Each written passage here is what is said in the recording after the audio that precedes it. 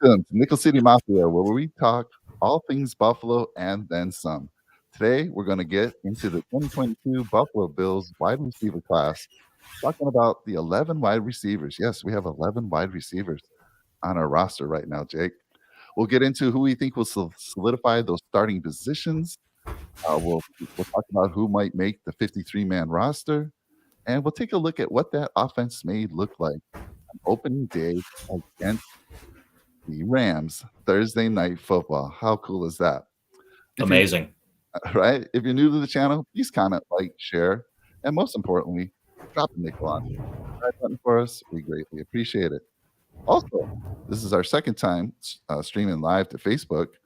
If you're watching us over in Facebook land, make your way over to YouTube at some point and subscribe to the channel. It will greatly help us out. Jake and I greatly appreciate it. So joining me today, as I just mentioned his name, as always, is Mr. Jake Podger. Jake, how you doing? I'm fantastic, Mike. I actually debated this morning on whether or not I should open a beer up because I'm so excited for the season to start. And it was my weekly tradition to open up a blue light or a blue. Yeah. I didn't do it. It is Memorial Day weekend. I got a long weekend of drinking as it is. So, I mean, it's always, I guess you could always start early. But, so opted with the Celsius. But I am so ready for the season to start. I mean, I'm kind of just beside myself right now. Not a whole lot to do. I tried to get into the USFL. I've been watching it still. It's still football, right? Don't get me wrong. It's still football. But it's not doing the same thing. It's not connecting the emotions the same way that the NFL does, or even what the XFL did to me. So I am so excited for the season to start with OTAs happening. And, you see Josh Allen basically leaving right where he left off, throwing a bomb to Gabe Davis, and he's just running down the field, looking like Brett Favre out there. It's just the best. So, yeah, I'm excited for the show talking about receivers. Speaking of Gabe Davis, this should be a good one. Yeah. Let me ask you, who's hosting the barbecue this weekend? Actually, that would be me. However, there was another barbecue I went to yesterday. It wasn't even a barbecue. It was every type of food you could imagine. Shout out to Bob. They, my brother-in-law's family, they do this big thing every year. They call it Bobstock. So they have a good family friend named Bob. And it's like a play on Woodstock, right? Because they all, they're all fun and games. They play the guitar and stuff. They sit around the fire and, have a ton of food and everything. So they call this thing Bobstock. They do it every year, Memorial Day weekend. Shout out to Dave. Shout out to everyone who cooked for us. They did a fantastic job. I ate probably 80 pounds worth of food. Not going to even hop on the scale, Mike. It's just not worth it. I don't want to even see the number. So we did that yesterday, and now we're rolling right into today. Today, I think we're going to do some grill. We got some air. I'm excited. And you know what's insane? I have this new backdrop, right, with the games, so I figure I should point this out. I go to NFL Network. I have all the TVs synced up, so it's all going at the same pace. But behind me, you will notice, and I still haven't been able to watch the full game, so I'm still seeing like clips and stuff of it. But it is the rerun of the Bills-Chiefs divisional round game behind me going on. So 13 seconds. So you don't see that. So while the show's I don't see it. You're gonna put me through the pain because I can see it in the background. Yeah, but I am I'm still not gonna watch that full game. I don't think I've come to terms with it totally yet. Yeah, I hear you. Well, listen, we're gonna get into it, but before we do, I wanted to let the folks know that we're always looking for ways to better our channel, looking for suggestions.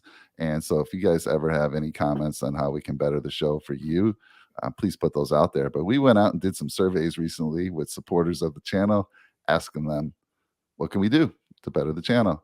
And the overwhelming response to that question, Mr. Podger, was have the young gun who looks like Josh Allen talk a little more. they want to hear you talk a little more, a little less of me. And I'm fine with that because I'm trying to produce everything. But we're going to give them what they want. And I think that's a great suggestion. There's no one better. And I make the mistake. I've made it, I think, once or twice last year where I called him Josh because, yes, he does look like Josh Allen. He's been multiple people around me have said that. So we're going to kick this off and get going. So let's start with those. Let me bring it in here. Let's start with those starting 1 and 2 receivers. And tell me, Jake, is this a lock? Is this who we're going to see over at the number 1 and number 2 position? 100%. Yeah, 100%. I think there's no question. Gabe Davis, obviously, his playing time last year was interesting because he didn't really he wasn't super involved. And then towards the end of the season, you started seeing him come on, and every single time he was in the game, he produced. So, and then obviously the 4 touchdown game in this game behind me, just incredible. I know it's only one game, but that's a big moment for this guy. And he's young. He was only in his second year, third year now. Yeah, I think it's ready. I think he's ready to go off this year, Mike. So yeah, 100%. I think this is the 1 and 2. And if it's not, maybe Sean McDermott ought to be fired because this is the lineup. Also, I just want to can we get a clip of you saying that you want me to talk more and then give that to my wife, because she's always trying to like get rid of me because I talk too much. So that's great. I need to like crop that clip out and just send it to her. I think that'd be great. That's funny, yeah. Jake. One of the survey that I gave out was to my wife, and she caught our first show I think she's caught, and that was only because Jonah put it on. Oh wow! And she's like, "You talk too much." I'm like, "Okay, so great feedback." So we're gonna get Jake talking. So we got both. It's always the wives that say we talk too much, Mike. That's what it is. Yeah. So I agree with you there, Jake. Stefon Diggs, obviously number one, no doubt whatsoever. Signed a 4-year, $96 million contract with us, $21.5 million signing bonus, and $70 million guaranteed overall. He's a lock, absolutely. Gabe Davis, you're right. Last year, I was telling everyone in fantasy football drafts, draft this guy, right? And it was, I don't know what happened early in the season. I think he got a little dinged up. He was banged up. That is true. Yeah.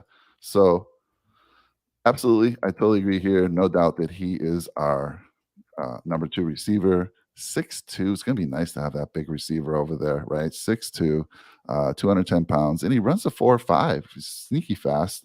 Yeah. And when you watch him on the field, he seems to be even faster than that. I mean, you look what he did in that Chiefs game, right? That was his breakout game, and just a perfect segue into the season this year, right? He's got great hands too. You know what? I'm glad you said that, because I had that as a comment. I think he has the best hands on the team. He might. He really might. He catches fastballs from Josh Allen. Nobody throws that ball harder than this guy. Yeah. And he just secures them all the time. I can't remember a drop from this guy. But yeah, absolutely. I think he's got the best hands as well. And let me ask you a question. You're a trivia guy. Sure. Need a drink or something because I'm choking here. Let me ask you, of all the receivers on our team, who was drafted the highest? Let me think about this. I actually think it might be Gabe. He was a 4th rounder and an absolute steal. I did not think he'd be there. Stefon Diggs was a 5th rounder. Yeah, you are absolutely right. Yeah, they're all late round picks. Now, yeah, I actually never thought of it this way, Mike. They're all late round picks, all these guys. Diggs crazy. is a 5th Jameson rounder. Crowder was a 4th rounder. Yes. Yeah. Wow. Crazy stuff to think that we don't have a receiver that was drafted in the 1st or 2nd or even 3rd round on our roster. That's just insane to me. And that just goes to show why day 3 of the NFL draft is so damn important. Everyone gets on me about it because I watched the whole thing, Mike, and everyone says, why are you still watching on day 3? Well, this is why. You find these guys. Yep. Yeah, and that just goes to show you that Bean does his homework. Right? Yeah, absolutely. He sure does. All right. Well, so in the middle there, slot receiver. I had a question mark shown there, right? And initially, I had someone on there. I know who I think will take that starting slot receiver position. But let's get into it, Jake, and let's move on to the next slide here. And you tell me. Let's go through. I'll let you start. Go through the 4 receivers here, the slot receiver potentials, and tell me who you see in that starting position day 1. Yeah. So I know you are more towards the Isaiah McKenzie side of this, Mike, right? So I was. I'm almost thinking Jameson Crowder is more of that like permanent slot receiver guy, but Isaiah McKenzie is more of our gadget guy. So he's the guy that can kind of line up everywhere, even in the backfield sometimes. And he can do like those direct snaps. He can do those sweeps, a little bit of everything. Jameson Crowder is more of like your Cole Beasley type, where he'll go across the middle. He'll make the tough catches. He'll catch a ton of balls. So I think he's more of your more seasoned slot receivers. And then Isaiah McKenzie is the guy who can be sort of explosive, give you a big play. You can use him in a lot of different ways. So I like the two different sides of it that both of them bring. Whoever is going to be that number one guy, I don't actually know, but I do think in terms of just pure like what the position is, like as a slot receiver, the definition of a slot receiver, mainly running those shorter intermediate routes, catching a lot of passes across the middle.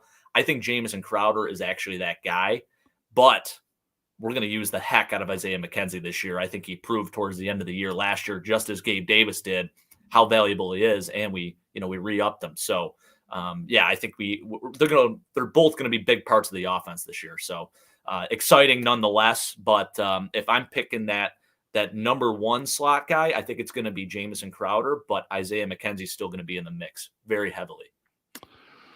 So that's a tough one for me. I mean, you and I and your dad, we talked a lot about getting McKenzie on the field more last year. Yeah. I mean, we even went to, where was the place we went to where McKenzie had a live Misters. show? Yep. Misters. So we were going to Barville, and we had a little bit of a wait.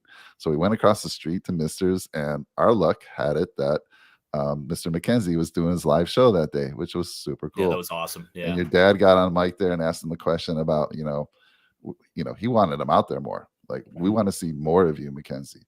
And then we had that great game against New England.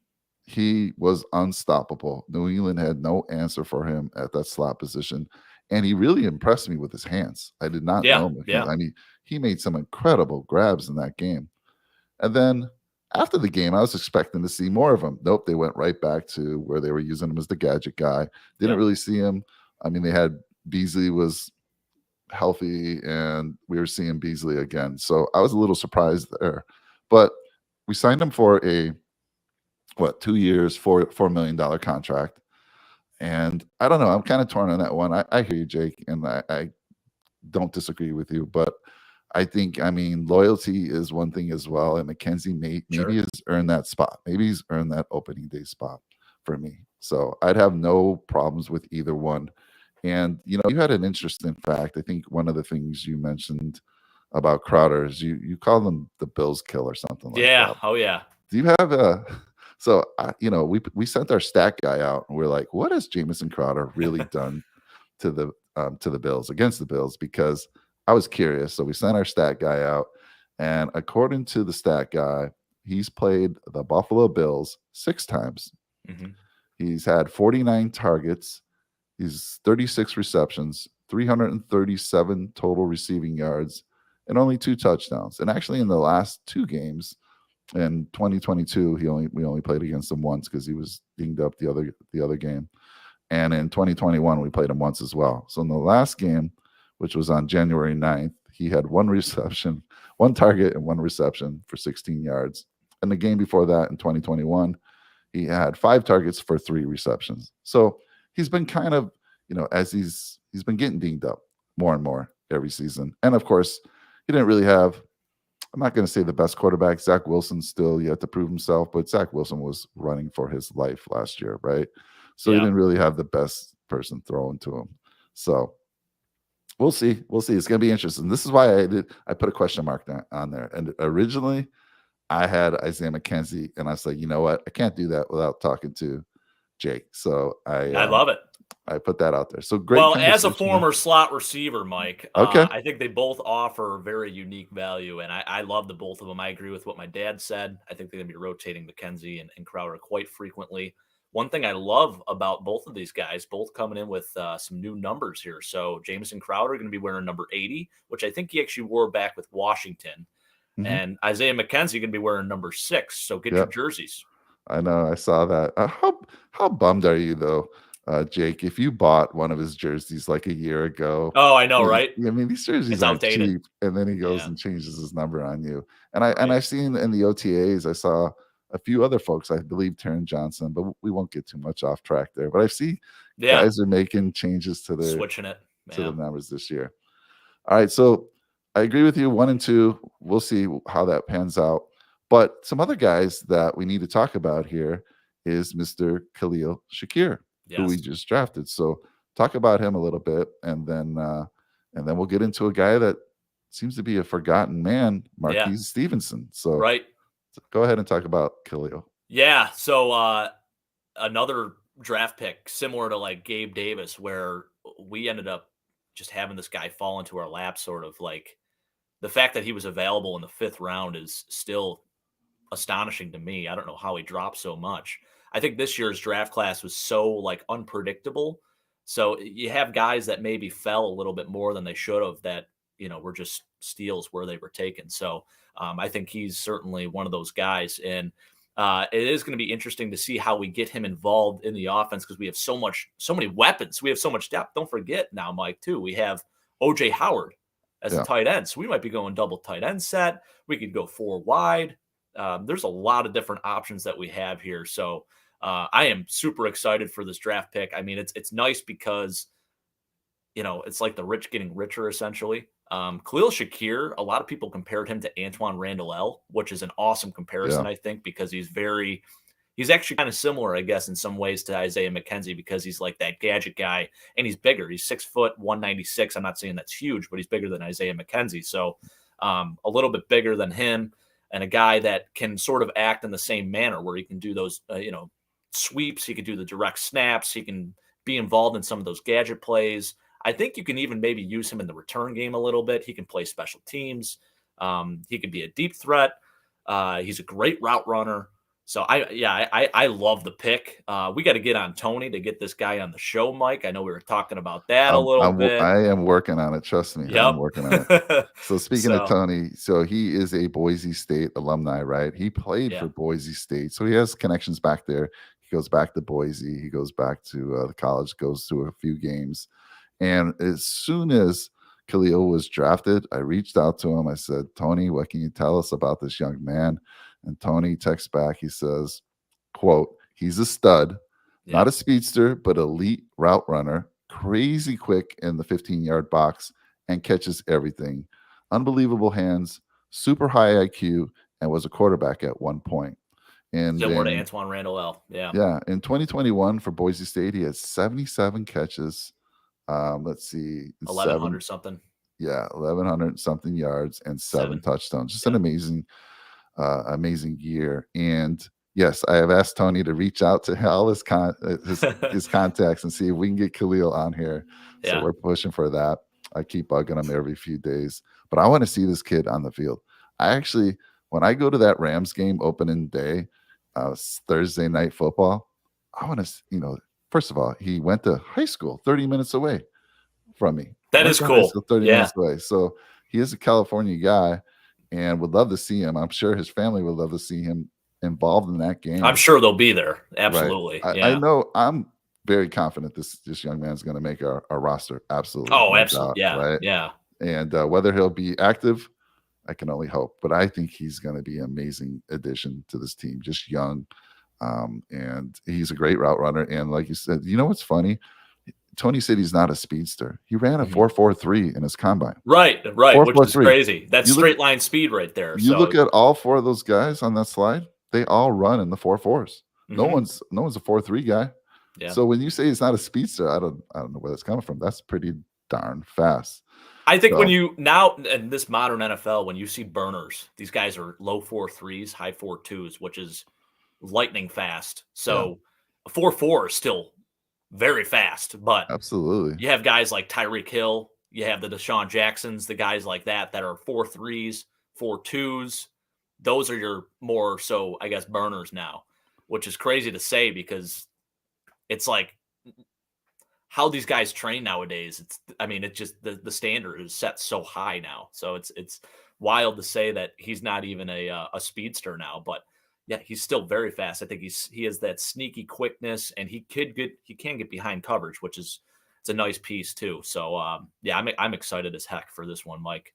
Yeah, he was a highlight reel last year. I mean, the guy was making all types of circus catches. The only real knock on him is at times he would lose concentration. I think the PFF credited him with 10 drops last year. Wow. So I'm sure they'll be able to. He'll be working that. It's funny, like that was the knock on him. He makes all these circus catches, and he was a highlight reel for Boise State, but he had some moments where lack of concentration. So hopefully he'll get over that real quick, and I think he will. Now let's talk about this other young man from last year, 6th round pick, another speedster. I was a fan of his last year. I was pulling for him to make the team. He made the team. Marquise Stevenson, he was part of that 53-man roster. Had showed some showed some great, got me excited because in one of the games he returned a 79-yard punt return against the Bears, I believe it was. Yep. I think against Detroit, we were down in that game late in the fourth, and he caught a nice deep pass. I think it was Fromm at the time. I'm not sure who. Yeah, Jake Fromm. Yeah. And led us to a field goal, and we won the game. But he's kind of a forgotten guy. And every time I listen to the OTAs, people that are at the OTAs, they never have a good thing to say about him. Like, for instance, again, it's early. It's the first OTA. But one of the channels I watched said, he had a couple drops. And that's going to push you to the bottom of the list if you cannot catch Josh Allen's fastballs. So anyhow, let me give you, let me throw it over to you. And can you give us your take on Mr. Stevenson? I think this guy's greatest value is going to be seen in the return game. So if we start getting Isaiah McKenzie more involved in the offense, maybe his role as a returner kind of diminishes a little bit, and that's where Marquez Stevenson can sort of step in and make his money, right? So we saw what he could do in the preseason last year a little bit with returning kicks. Then he came in and actually filled in for Isaiah McKenzie because Isaiah McKenzie was struggling to catch the football and return it, right? So he did this during the regular season, and he had a very big, welcome to the NFL moment. And I think it was against the Saints, right, Mike? Yeah, That's his first game, right? And, he had a rough time. He didn't necessarily have the best game. So I think that's where he can certainly still make an impact. It was good that he was able to get a little bit of experience in the regular season this past year as a return man, but I think that's where he's best suited right now. I don't know if he's like just a one-dimensional return guy. Maybe he could eventually become a receiver, but I think for right now, that's where his value is best served as a return guy.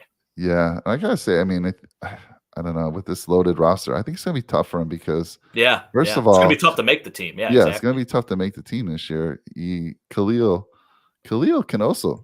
He was a returner in college as well. He did some returns, so he could fill that role as well. Give McKenzie, some time off in that area there. Plus, it was a little shaky last year. First of all, on our punt returns, right? First, it was McKenzie had a couple punts or fumbles that could have cost us a game. One of them against Miami, I remember that well. I was at that game, and it just fortunately somehow made its way out of the end zone or something like that. Mm-hmm. And then he had another one, and I think McDermott got a little upset with him, and that's where he brought in Marquise. Right. Yeah. It's like, okay, Isaiah, we're gonna make you inactive here for a little bit. And I know at one point you had showed me something that cryptic tweets from Isaiah was saying he thought he'd be inactive for the rest of the season, but he wasn't. Yeah. Right. And he came back and was super strong for us. But again, Marquise got his opportunity. He looked nervous out there. Got a couple of returns. I think he even had a fumble. He just got nailed. He just wasn't fluid. Yeah, twice. It wasn't once. It was twice. Mm-hmm. So crazy. So I think he's going to be fighting for his life on the squad. But because Khalil is there, Khalil can do returns. They all have about the same speed. So we'll see. I'm a fan of the young guy. I hope he can. But if he can't make these, like I said, he better start showing up in these OTAs and training camp and making some nice catches from Josh. Yeah, and the question is, how many receivers do we keep? Do we keep 7? Do we keep 6? Typically, it's around 6 in that territory. So, and then you have a couple guys that could still be on the practice squad. So there is always that too. We kept 7 last year, and he was one of them who made it. Of course, he made it and then immediately went on the IR. And we didn't see him much of the year. He had injured his foot on one of those punt returns. But anyhow, we'll see what happens. All right, let's move on here. One guy I felt that was needed to slide all to himself is Jake Kumerow. He's obviously not the slot guy. Probably could have in a crunch if we wanted to, but we don't need him there. But he's going to be backing up on the outside, over behind Diggs or behind Gabe. And obviously he was huge special teams guy for us last year, right? And give me your take on Kumerow. You probably know where my heart lies. I have a lot of loyalty to this guy. I followed him since he was with Green Bay, Division III receiver. really had to earn everything. I mean, obviously a great name, and Jake, love that. I mean, his parents are brilliant for that one. Touchdown Jesus is what they call him, Mike. And this is a guy that I feel like has really made the most of his opportunities as well. Every chance he has, he's caught touchdown passes. He's made big plays on special teams as a gunner.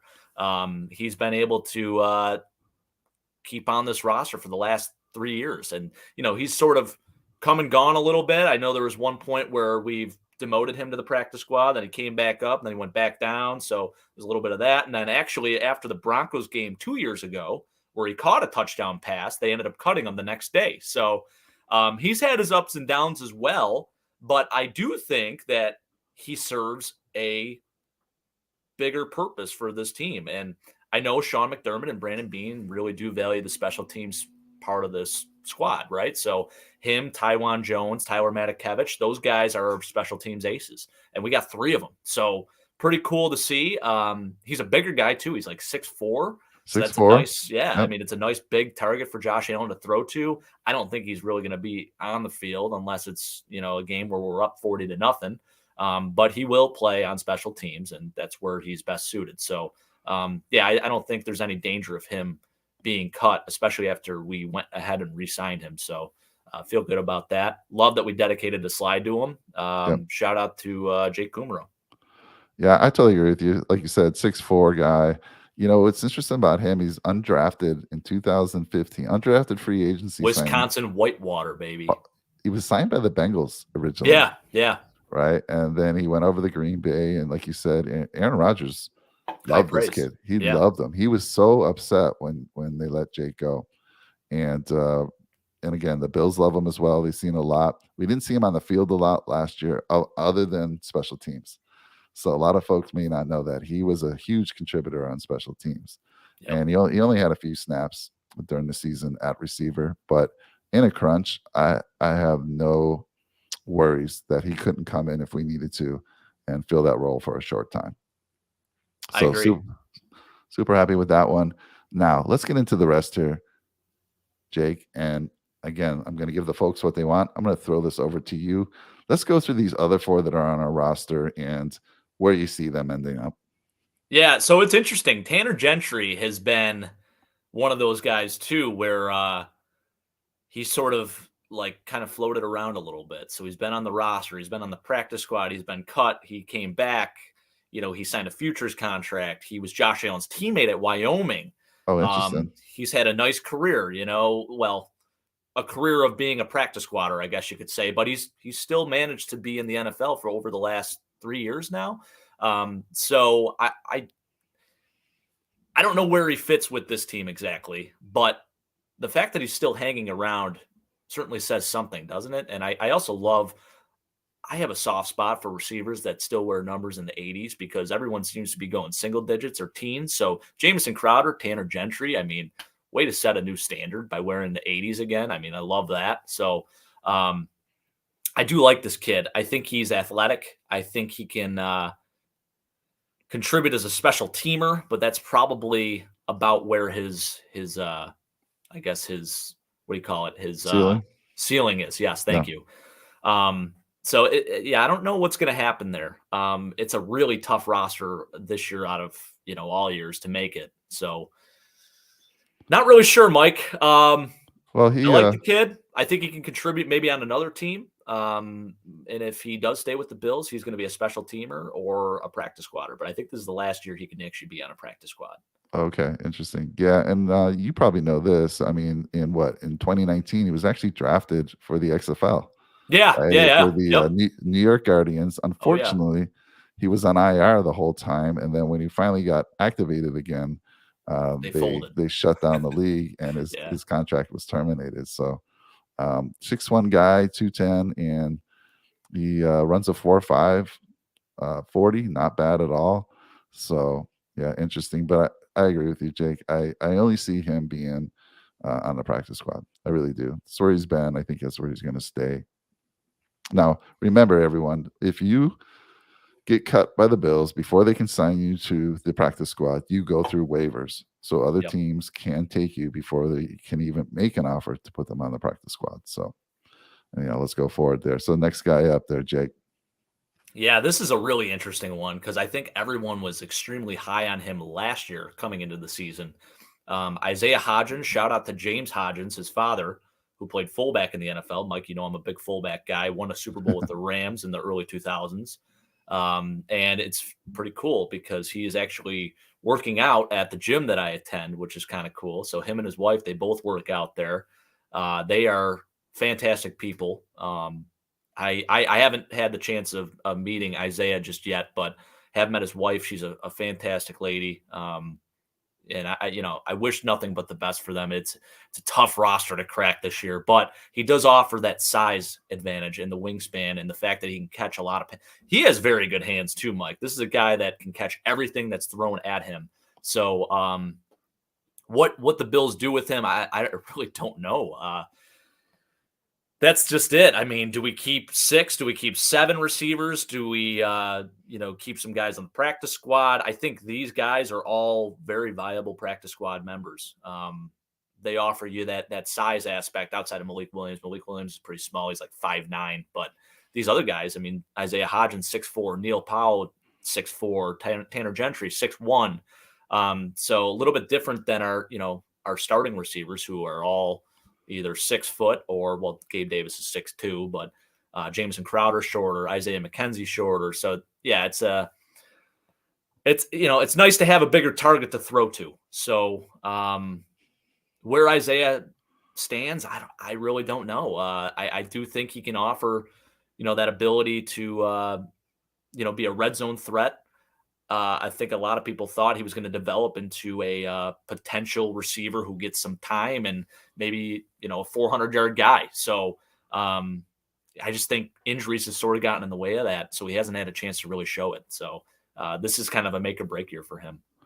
Yeah, you might have mentioned this, and I'm sorry, folks. When you see me looking around, I'm trying to keep everything going here. Check out the comments. You may have said this already, but he's unlike some of these folks on the slide that were undrafted free agents. He was actually drafted by the Bills in 2020 in the 6th round.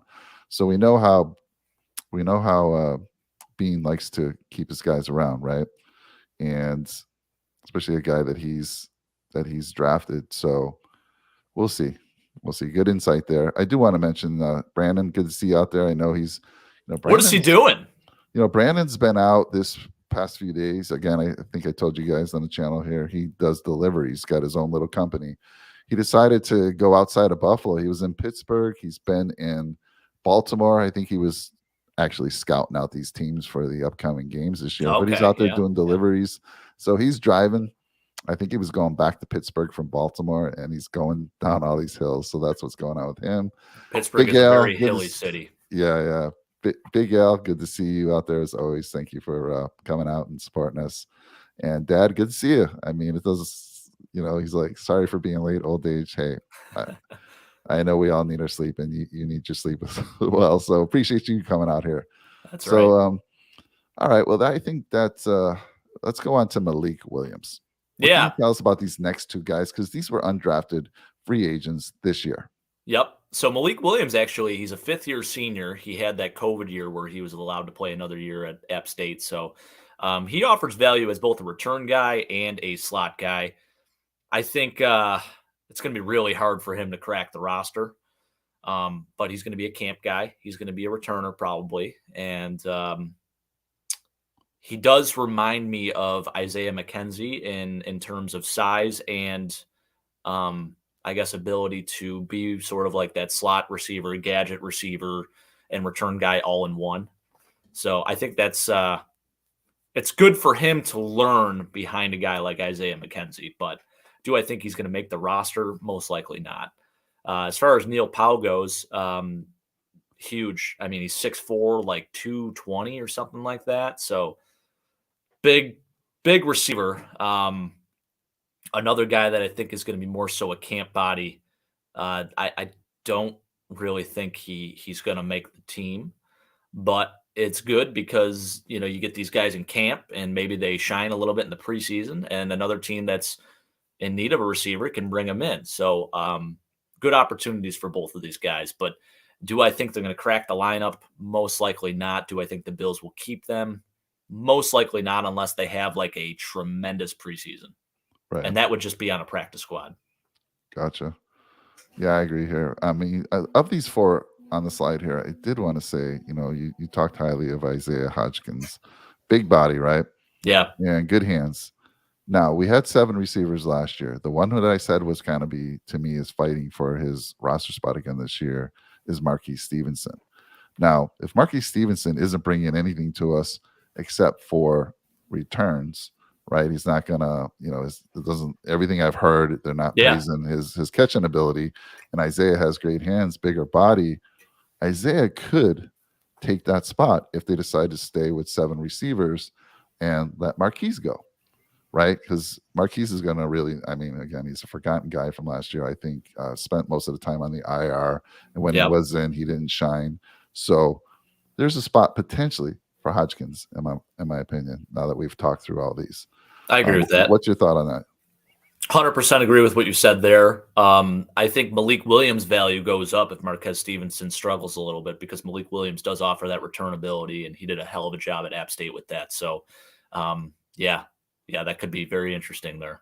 Okay, excellent. So let's take a quick look at who we think the opening day. And again, I put this together. Jake, I'll let you talk about it first, because sure, this is just my take on who that starting that day one offense could look like. And I only have skilled players there. We'll talk about the offensive linemen on another day. I do show, let's get to it right here. So I have the receivers, tight ends, and we'll have a show on tight ends and running backs later. And O-line. We got to do one on O-line, Mike. Oh, yeah. Well, absolutely. That's what I was saying. We'll do O-line. I don't have them here. But let's look at this opening day potential roster against those Rams. And, of course, we already said Stefon Diggs is a lock. We feel both of you and I agree, Jake Kumerow will be there on the team. Absolutely. Yeah. Over in tight end, you got Dawson Knox, you got O.J. Howard. And mind you, they could have 2 tight end sets as well. So both those 2. And again, O.J. Howard, we're not going to talk about too much about the tight ends. I don't want to get sidetracked. But I really like our tight end situation this year. And then, so over in the slot receiver, again, you and I went back and forth. Is it Isaiah McKenzie? Is it Crowder? I'm pretty sure my dad, I was talking to him the other day, and he really believes McKenzie should get that shot. So, Dad, if you're listening, who do you think should be that starting slot receiver? But again, just like your dad said, I think that you're going to get a heavy dose of McKenzie, Crowder, and honestly, I really think Khalil could be in there. I think Khalil's going to get some slot time. Now, I have Khalil over here at wide receiver, backing up Gabe Davis, which he could as well. And then there's Stevenson. So again, take Stevenson's name and maybe Hodgkins. If they keep 7 and Stevenson does not impress, and Hodgkins does, you could see Hodgkins get that spot. Absolutely. So. Yeah. You know what's nice about Gabe Davis, too? He could play in the slot as well. So he's not just an outside guy. I think that's where he'll primarily play, but you could put him in the slot. He can almost play like a little bit of everything, sort of like, I guess, like a Jamar Chase almost, where you can play outside, you can play inside. Now, I'm not comparing him to Jamar Chase. Hopefully he's like Jamar Chase. That would be awesome. Bigger than Jamar Chase, too. So, he offers a really nice value there. And you know what's cool, too, Mike? I mean, we have so much depth. We can have 2 running backs on the field at once. We could have 2 tight ends on the field at once. We can have 4 receivers on the field at once. There's just so many things we can do. We could put a running back in the slot. I mean, James Cook can play in the slot a little bit. Man, it's going to be so fun to see what happens this year. It really is. And yes, there's my dad saying, Isaiah, he showed his stuff last year in the game he started, which was a huge game against New England, and should get a chance. So I'm kind of with you there, Dad. And but again, I think you're going to see both of them. I think Isaiah will get the start, but you'll see a lot of rotation going on there.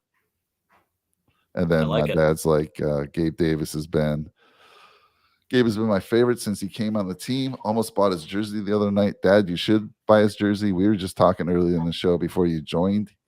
Believe it or not, he is the highest drafted receiver currently on the Buffalo Bills roster. That's so crazy. In the 4th round. So grab that jersey, Dad, if you saw a deal on it, and let me know where you saw that deal, because I might want to grab one as well. So good stuff there. So that's kind of, it's kind of it in a nutshell. Jake, I mean, we wanted Yeah, to keep this short. We wanted to get out there, talk about the Buffalo Bills wide receivers. We'll have follow-up shows on the offensive linemen, defense. We got so much to talk about, but it's kind of fun to kind of go out there and see who we think will make that 53-man roster. And that running back situation is also another hot topic. Is Moss going to make the team? Is Duke Johnson going to stay on there? I saw that running back thing there, Right, Mike. It's right. had So I didn't want to 4. get into it. This is receivers, but Yeah. we'll have another show. But even that, when you look at the receivers, when you look at our tight ends, when you look at that running back that can come out of the backfield now, opposing defenses are going to be what a nightmare. I worried. honestly feel bad for other teams at this point, Mike. Yeah. I really do. Super exciting. Well, that's kind of it for us, folks. It's a Memorial Day weekend, and we wanted to keep this short, but get out there and talk about some of the Bills things that are going on. OTAs were last week, and let me ask you, Jake. Did you hear anything about the OTAs from anybody? Any inside information that you heard, or anything going on that you were either excited about or made you say, what's going on there? The buzz has just been all about Josh Allen and Gabe Davis, just leaving off right where they were, in that Chiefs game last year. Josh looks good as ever. I mean, they had a highlight of him throwing off his back foot, just absolutely slinging it. No one has that arm talent in the NFL. I'm sorry, not even Pat Mahomes. It's just amazing what this guy does. Don't forget, Wednesday, we got Pat Mahomes and Josh Allen versus Tom Brady and Aaron Rodgers. I also want to give a shout out to Josh. He never saw my message, Mike.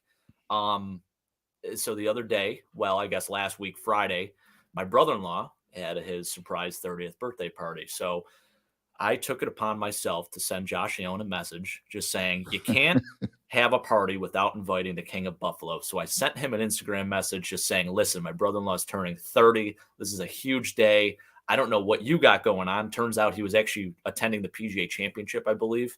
And then his birthday was actually the next day on May 21st. So happy belated to Josh Allen. But I sent him a message just saying, hey, we're going to be at Buffalo's Best right around the corner from the stadium. Come on out. First round's on me. Would love that. My other buddy's like, dude, you only offered the first round. That guy shouldn't be buying drinks at all. I'm like, I think with a $250 million contract, he could probably buy that bar, so offering the first round, I thought was pretty nice. So you even went one step further. Right? So I even went one step further when Josh didn't. He actually never even saw it, Mike. I'm sure he gets so many messages with an open inbox like that. He probably gets millions of messages. So I understood that the chances were very slim, but I figured why not hit up his girlfriend too. Now people call me a psychopath for doing it, but I said, listen, I invited the King of Buffalo, but I also need to invite his queen. So I put the message out there.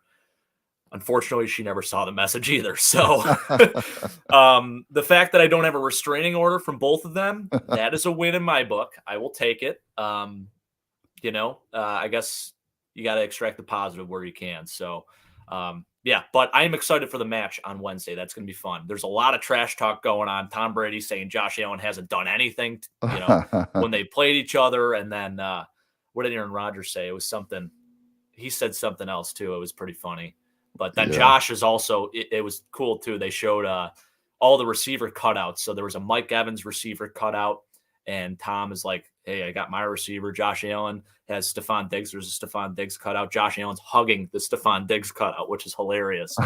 And then you have Aaron Rodgers and Pat Mahomes. Aaron Rodgers losing Devontae Adams, and then Pat Mahomes losing Tyreek Hill. So there was some chit chat about that as well, which is awesome. So it's going to be fun to watch. Only 12 holes, which is interesting, but I guess maybe they didn't want to do a full 18 because there's no pros involved, and 9 is too short. So you got to do something in the middle there, but I'm excited for that. That's going to be fun. I'm definitely gonna be watching. Yeah. That's probably the first time I'm going to watch something like that. I mean, I love watching golf. I watch golf all the time. Heck, our channel has a golf show as well. So I'm always producing that. So I got a lot of golf information. But yeah, this is the first time I'm going to watch something like that where the quarterbacks are competing. And yes, I love the smack talk that's going on. I think, was it just, and I can't remember the quote exactly, but he said, I might not be the best golfer out there, but I'll be the best smack talker out there. Yeah. Trash talker. I forget how he worded it, but he said something like that.